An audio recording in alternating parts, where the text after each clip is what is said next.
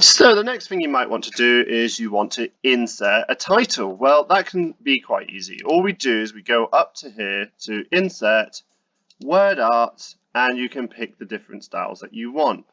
Now you don't always have to use word art. Sometimes a simpler title is much nicer. But I'm going to select one of these. I'm going to go for this plain style here, and online safety is my title. Now you can pick other fonts from here and you can change the size. I'm going to click OK. Now once I've inserted that into my poster, I can change it in lots of different ways. I could change the shape if I wanted to.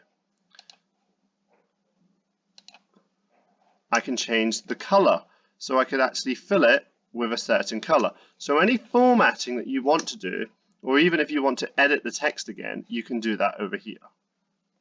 And that's how you can add a title in.